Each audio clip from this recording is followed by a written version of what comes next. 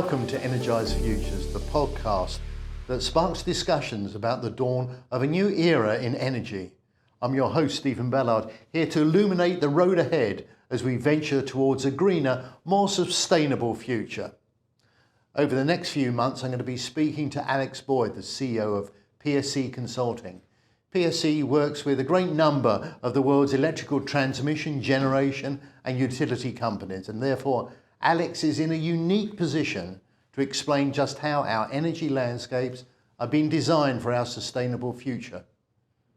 We'll explore innovations, breakthroughs and disruptions that are driving the push towards renewable energy with sources like wind, solar, hydrogen and beyond. Here at Energized Futures, we're not just about celebrating innovative solutions, but also about understanding the challenges. We'll delve into the complexities of integrating renewable energy into our existing power grids, and the regulatory hurdles, the technology gaps, the financial implications, and more. So whether you're an energy professional keen on keeping a finger on the pulse of the industry, or simply a concerned citizen wanting to know more about the world's shift towards sustainable energy, we promise to enlighten, to provoke thought, and maybe even to surprise you. Welcome to Energized Futures, where the transformation of energy is not a distant dream, but a reality we are shaping right now, one episode at a time. So plug in, power up, and let's get energized for a better future.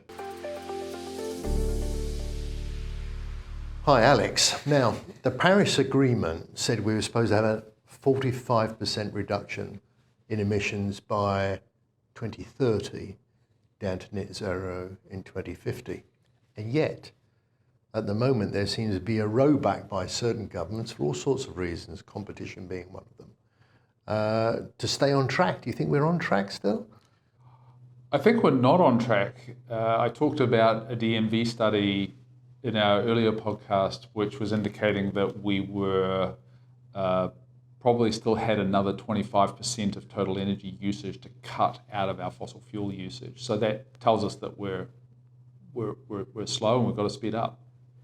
What's the magic solution to get things moving again? Well, I think that people are becoming, I'll say, tired of the stress associated with transition and the undesirable impacts of the transition. I thought the issue was really one of finance, one of economics. Is there enough capital, to fund this development? What sort of numbers are involved?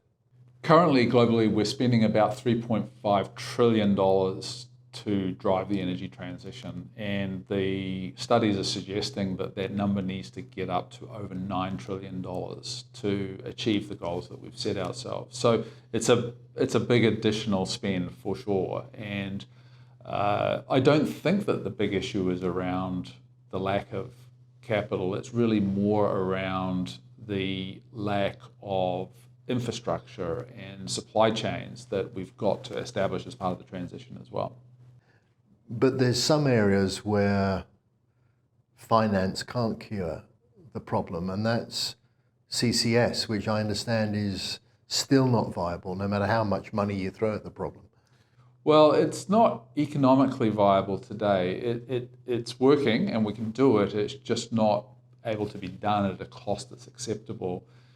I would expect that those costs will come down over time. One of the tricky problems with CCS is that it would be applied to many processes, for example, coal-fired power stations, where the economics are very marginal, if non-existent already, and applying an additional cost to that is just going to make the problem even worse.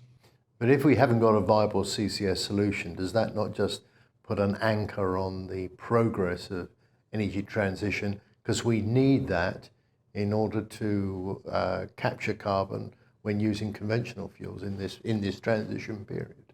Yes, I think the likelihood is that CCS will be part of the solution going forward, but I think an important point to remember with CCS is that CCS is addressing the carbon problem. It doesn't do anything to address the pollution problem. And of course, pollution is the one thing that affects all of us. Again, going back to that WHO report, 99% of the world's population. What do you think we can do to energize the population so they really do get behind the whole energy transition process? Well, I think that we should remember that our political process is such that politicians need to be re-elected on a relatively regular basis. In order for them to support long-term solutions, the people have to support long-term solutions. So I think really a lot of it is around doing a better job of educating people on the magnitude of the transition, the issues that we're going to experience as a result of the transition. One other thing that we need to do is we need to help the public identify what information is good information and what information is not. And I'll talk about a situation at school for my son when he was 12. Was he received instructions on how to identify whether or not the information he was getting was good information. And I think a lot of the lessons that he was learning are lessons that all of us of all ages would be able to put to really good use to try and understand what's really going on. And an example of that is when people present data without supporting it, without providing supporting information on where that data came from. As soon as that happens, you should be asking questions about the data.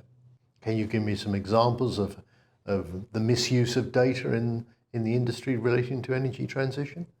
Yeah, so I think one of them is the example that we talked about in one of the earlier podcasts, which is the idea that we shouldn't transition to electric vehicles because of the carbon cost associated with batteries.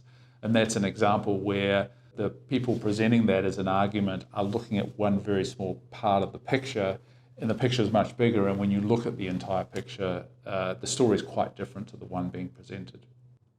So we have a huge weight of responsibility on our shoulders to ensure that energy transition does happen by 2050, or as near as we can, because the next generation will not thank us if we fail. Yes, I think that's very true. I think a lot of the really big benefits associated with energy transition are going to be received by our children and our grandchildren. And likewise, if we don't meet this challenge, then the cost of not meeting the challenge is going to be met by them as well. I actually like to tell a story about a conference that I went to recently where there was a presentation by somebody from the oil and gas industry, and this person was on the stage talking about the things that they were doing to reduce their own carbon footprint. And this person, quite astutely, I think, made the observation that one of his big drivers is that his daughters would never forgive him if he didn't make these changes. So I think that's a good thing that our generation is being driven by the generations that are coming after us. And that's a wrap on today's episode of Energized Futures. We hope you've enjoyed this illuminating exploration into the challenges and triumphs in our ongoing energy transition. Our conversation today identified that slowing down is simply not an option. No matter what the economic or the political constraints might be, we must push through to ensure a renewable energy future. We hope it sparked curiosity, provoked thought, and provided some insights on the path towards a more sustainable world. A huge thank you to Alex Boyd for his invaluable perspectives, and of course to you, our listeners, for tuning in and joining us on this journey. It is your curiosity and eagerness to learn that powers this podcast and the broader conversation around renewable energy. Don't forget to subscribe whenever you listen to your podcasts so you won't miss out on future episodes. We have plenty more exciting discussions and expert insight lined up for you in the next few weeks. We would love to hear your thoughts on today's topic, so reach out to us on social media or through our website. Your questions, your ideas, your concerns, they're all part of this important dialogue. In the meantime, keep asking questions, keep seeking solutions, and most importantly, stay energized for the future.